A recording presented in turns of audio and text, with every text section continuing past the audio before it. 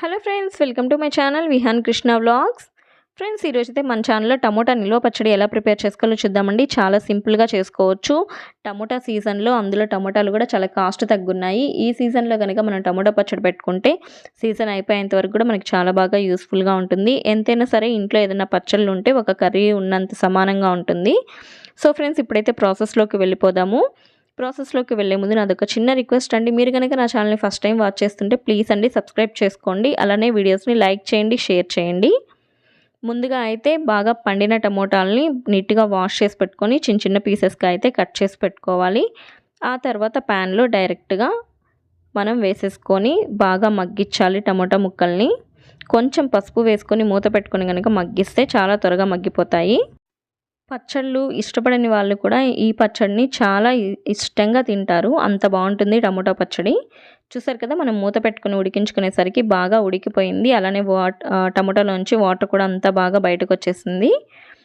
ఇప్పుడు ఈ వాటర్ ఇంకొంచెం ఇంకిపోయిన తర్వాత మనం ఇందులో కొంచెం కారం అలానే చింతపండు కూడా వేసేసుకోవాలి. నేనైతే 1 కేజీ టమోటాలు తీసుకున్నాను. కేజీ టమోటాలకి నేనైతే నా చేతి నిండా సరిపడే చింతపండు వేసుకున్నాను.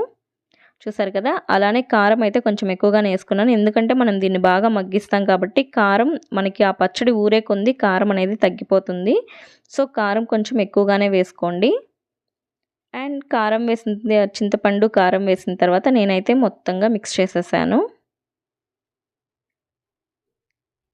మిక్స్ చేసేసి ఇంకా స్టవ్ అయితే ఆఫ్ చేసి పెట్టుకొని ఇది బాగా చల్లారిన తర్వాత మిక్సీకి పట్టుకోవాలి. మిక్సీకి పట్టుకునేటప్పుడు మనం టేస్ట్కి సరిపడా ఉప్పు వేసేసుకోవాలి.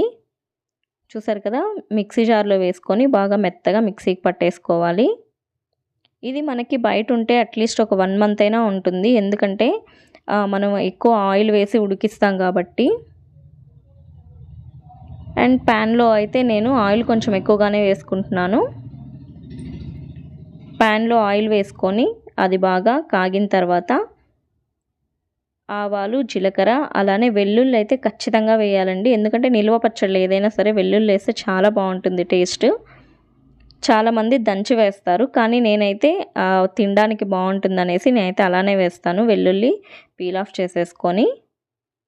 అండ్ కరివేపాకు అయితే నాకు అస్సలు దొరకలేదండి. మీకు దొరికితే కంపల్సరీ కరివేపాకు వేయండి. కరివేపాకు అస్సలు మిస్ చేయకూడదు. మనకి ఫ్లేవర్ అనేది చాలా బాగుంటుంది.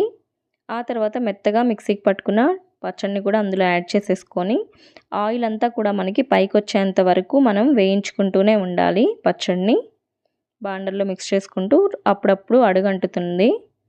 సో అడుగంటకుండా నీట్గా మూత అయితే పెట్టొద్దండి. ఎందుకంటే మూత పెట్టడం వల్ల ఆవిరికి వాటర్ అనేది పడి పచ్చడి ఎక్కువ రోజులు ఉండదు.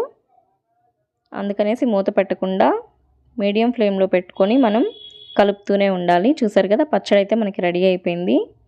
ఇంతే ఫ్రెండ్స్, టమోటా పచ్చడి నిల్వ పచ్చడి ప్రిపేర్ చేసే విధానం. ఈ వీడియో కనుక మీకు నచ్చితే నా ఛానల్కి లైక్ చేయండి, షేర్ చేయండి, సబ్స్క్రైబ్ చేయడం మాత్రం అస్సలు మర్చిపోవద్దు. తప్పకుండా ట్రై చేయండి. ఇది ఇడ్లీ, దోశ, రైస్ దేంట్లోకైనా సరే చాలా అంటే చాలా బాగుంటుంది.